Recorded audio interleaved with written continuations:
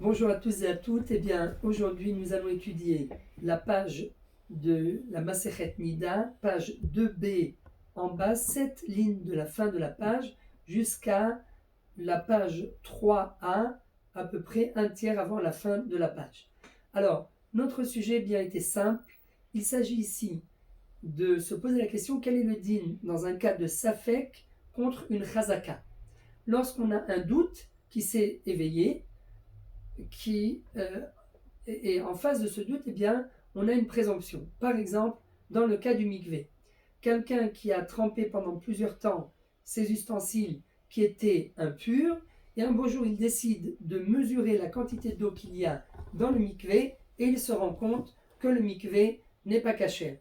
Alors, il y a maintenant un doute qui se réveille. À partir de quand le mikvé n'est plus caché? La conséquence pratique, bien sûr, c'est que il va falloir déterminer le temps auquel le mikvé n'est plus cachère pour savoir quels sont les ustensiles qui ont été trempés depuis ce moment-là et donc qui sont toujours impurs, qui n'ont pas pu se purifier puisqu'ils ont été trempés dans un mikvé qui n'est pas caché. Donc le doute, jusqu'à quel moment on remonte dans le temps pour savoir, pour déterminer à partir de quel moment le mikvé n'est plus caché. Donc on a un doute. Ce doute, bien sûr, surgit à cause de la réalité qui se présente devant nous, qui nous dit que le mikvé n'est plus caché.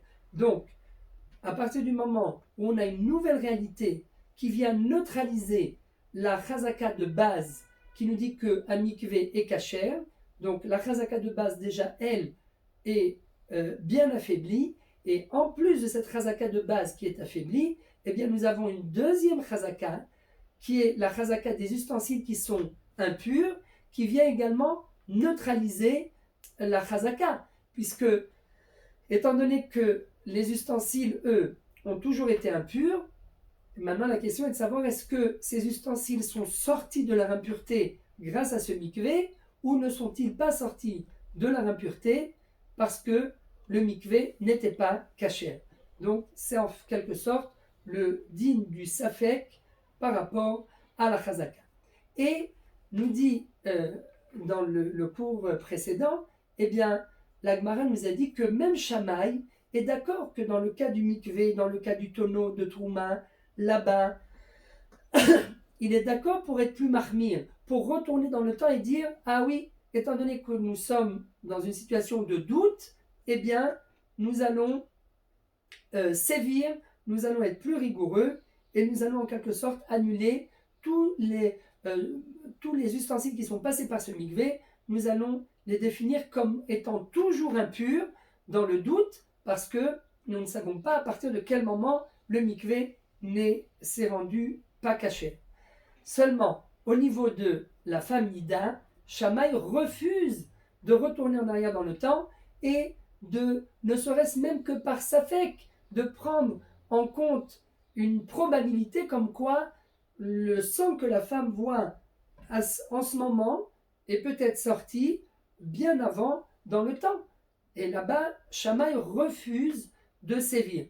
Et donc la question était, pourquoi pour le cas de la femme, Shammai refuse de sévir, alors que pour le cas du mikvé manquant ou bien du tonneau, sur lequel, en fin de compte, on n'a pas accompli les prélèvements nécessaires, eh bien là-bas, Shammai est oui d'accord de sévir et de retourner en arrière dans le temps.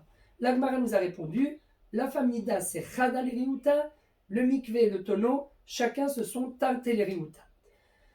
Deux inconvénients dans le mikvé et dans le tonneau de vin, tandis que chez la femme, il n'y a qu'un inconvénient. Lorsqu'il y a un inconvénient, nous dit Shammai, il n'y a pas besoin de retourner en arrière dans le temps pour la rendre impure déjà depuis quelque temps. Et au contraire, on la rend impure qu'à partir du moment où le sang s'est déclaré à l'extérieur de son corps. Vient maintenant la Gemara et nous dit, mais attendez, est-ce que ce parallélisme entre le din du mikvé et le din du tonneau de vin est-il fiable? Est-ce que ces deux cas sont-ils véritablement deux cas à égalité? Parce qu'a priori, il y a quand même une différence entre le cas du mikvé et le cas du tonneau. Dans le cas du mikvé, eh bien, on voit d'après la Gemara que on va sévir de façon vadaï, c'est-à-dire que ça ne va pas être, on ne va pas sévir dans le doute, mais on va sévir comme si on va transformer en fait le safek, comme si c'était une véritable réalité, comme si on était sûr à 100% que le mikvé s'est vidé déjà dans le passé à 100%, alors que c'est un safek. Mais malgré tout, on transforme le safek en vadaï. Ça, c'est pour le mikvé. Tandis que pour le tonneau de vin, eh bien là-bas, on n'est pas aussi catégorique, mais dans ce cas-là, eh bien, on va retourner en effet dans le temps pour interdire, mais on va agir de façon, par précaution, on va agir par précaution pour pouvoir sortir du doute. C'est-à-dire qu'on va agir en fait dans le doute. Donc si on résume, dans le mikvé, on est catégorique, on retourne dans le temps et on interdit tout ce qui a été trempé dans ce mikvé, midin vadaï, tandis que pour le tonneau, on interdit le vin, midin safek. Pourquoi y a-t-il une différence? Si a priori les deux ont été, ces deux cas de figure, le mikvé comme le tonneau, ont été mis en parallèle, eh bien ça voudrait dire qu'a priori ils ont le même din. Et là on voit qu'ils n'ont pas le même din, puisque le mikvé c'est midin vadaï, tandis que le tonneau c'est midin safek. Bien la Gemara nous dit non. Dans les deux cas, eh bien c'est exactement le même din. Seulement, la Gemara a rapporté l'avis de Chachamim par rapport au mikvé et l'avis de Rabbi Shimon par rapport au tonneau. Alors, si on rentre dans l'avis de Chachamim, eh bien Chachamim nous disent oui, tous les deux, Chachamim comme Rabbi Shimon, ont déduit le din du safek par rapport à une chazaka, ils l'ont appris du din de la femme sota, la femme soupçonnée. Alors, qu'est-ce qui se passe chez cette femme soupçonnée? Eh bien, si en quelque sorte, on essaye de donner une définition, il s'agit d'une femme dont le mari l'a mis en garde de ne pas se retrouver en huis clos avec un étranger. Cette femme-là a transgressé l'ordre de son mari et elle s'est quand même retrouvée en huis clos avec un étranger. Quel est le din? Donc on est dans un cas de safek, c'est safek tum'a. Peut-être que cet étranger a eu une relation avec cette femme, peut-être que non. Donc nous sommes dans un cas de doute. Safek tum'a birshut hayachid, puisqu'ils étaient en huis clos, donc c'est en catimini dans un domaine privé. Et nous dit la Gemara par rapport au din de Sota, Safek Tuma Birshut Hayachid Tameh, tandis que Safek Tuma Birshut Harabim Tahor. Nous dit, déduit de là la Gemara, du cas de la femme soupçonnée, dans tout cas où il y a un doute par rapport à une éventuelle Tum'a, une éventuelle impureté, eh bien on va trancher en disant, si cette impureté s'est déclarée dans un domaine privé, eh bien là, on rend tout tamé. La preuve, c'est que la femme sota, la femme soupçonnée, ne pourra pas retourner avec son mari tant que l'affaire n'aura pas été élucidée.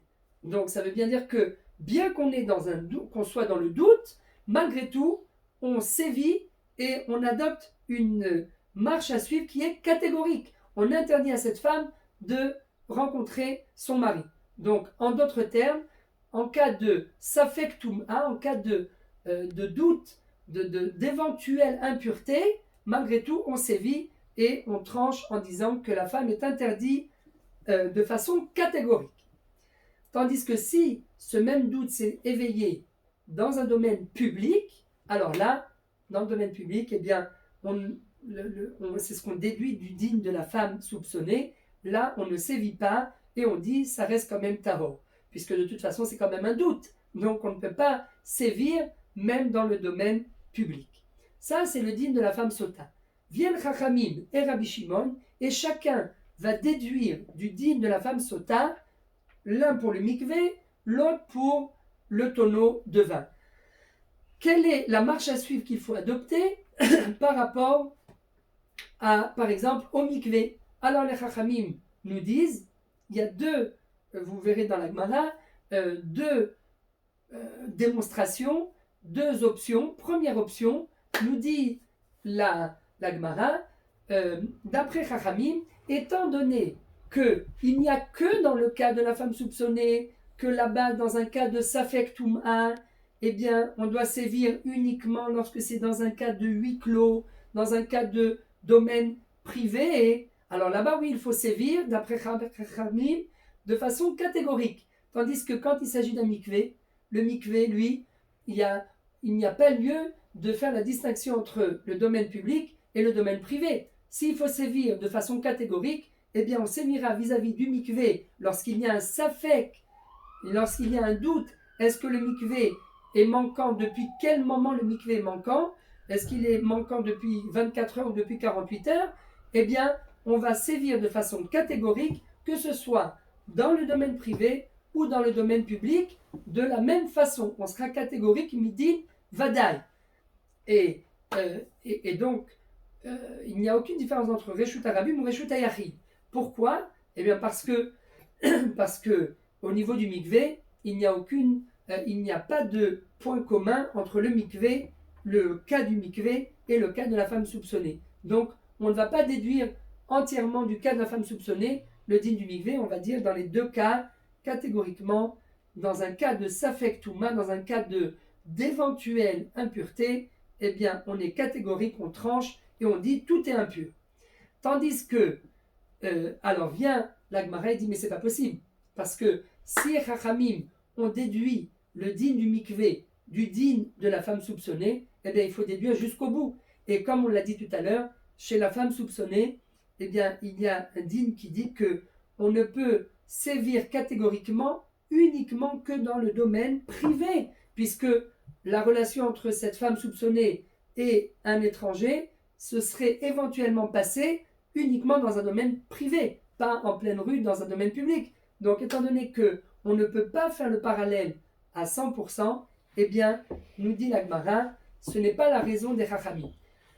La raison des Chachamim face au cas du mikvé, eh bien on revient à l'explication de base qui nous dit que c'est en fait Tanteleriuta, il y a deux inconvénients par rapport au mikvé, et c'est pour cette raison que les Chachamim ont sévi catégoriquement Midin Vadaï dans le cas du mikvé, et non pas à cause du din de Nida. En quelque sorte, les Chachamim n'ont pas déduit le din du mikvé du din de la femme sota, Vient Rabbi Shimon et nous dit oui, il faut sévir dans un cas où il y a un safek face à une chazaka, et bien là, il faudra sévir midin safek, pas midin vadaï, mais midin safek.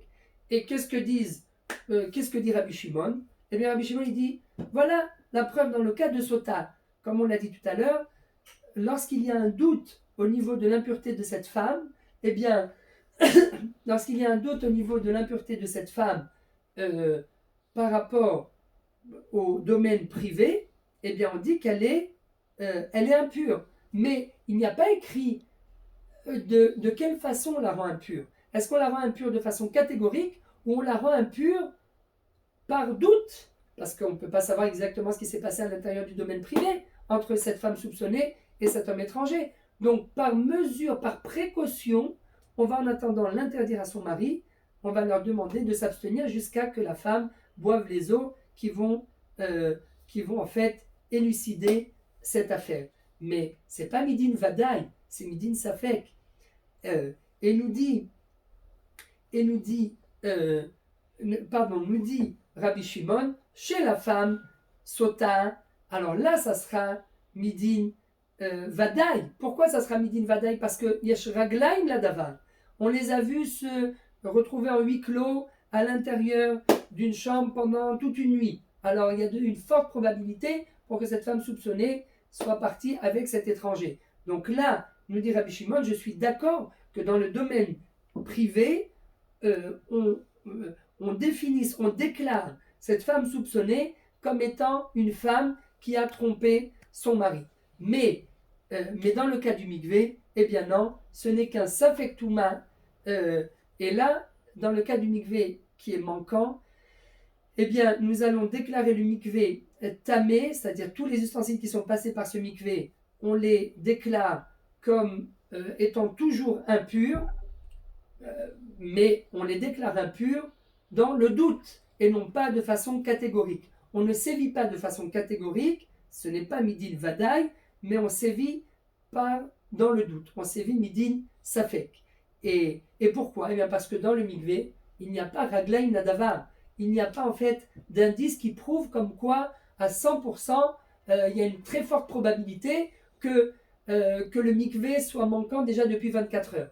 À la différence de la femme sota, qui chez elle, dans son cas, il y a une très forte probabilité que si elle s'est retrouvée en huis clos avec un étranger dont le mari l'a soupçonné, il lui a interdit d'être avec lui en huis clos, et ils sont restés toute une nuit ensemble, il y a une très forte probabilité pour que cette femme ait glissé et qu'elle se soit vraiment rendue impure.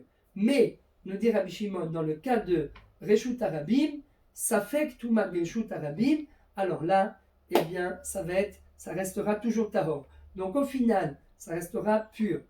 Donc au final, si on résume, eh bien, d'après l'avis de Rabbanan, les Chachamim, eux, ils vont sévir catégoriquement midin vadaï, tandis que Rabbi Shimon, lui, va sévir uniquement midin safek, parce que Chachamim, eux, vont déduire en quelque sorte, Chachamim ne vont pas apprendre le din du mikvé et du tonneau de la femme sota, au final, mais ils vont sévir à cause des deux inconvénients, ce qu'on appelle Tant et Riouta, tandis que Rabbi Shimon, lui, va apprendre le din du mikvé à moitié de la femme sota, et donc dans le Reshut Hayachid, là oui, ça sera midin vadaï, tandis que dans le Reshut Arabim, ça sera carrément autorisé, puisque dans le Reshut Arabim, eh bien, on apprend, tandis que pour le mikvé, lorsqu'il s'agit d'un safek touma du mikvé dans un domaine privé, eh bien là, ça sera, Rabbi Shimon rendra le mikvé impur midin safek, c'est-à-dire par précaution, tandis que, parce que simplement par précaution, il ne peut pas être catégorique comme les chachamim, puisque dans le din du mikvé, il n'y a pas de raglaim nadavar, tandis que dans le cas d'un safek touma dans le domaine public, eh bien là, ça sera carrément tahor. Chazakim u'bochim, toda rabba, on continuera depuis. Il y a bien sûr encore un Ibaï Teima, deuxième possibilité d'expliquer la Gemara dans le Daf Gimel Amud Aleph, mais c'est plus ou moins la même démonstration logique. Et on se retrouve, Bezrat Hashem, pour la suite de la page 3a au dernier tiers jusqu'à la fin de la page 3b. Merci à tous.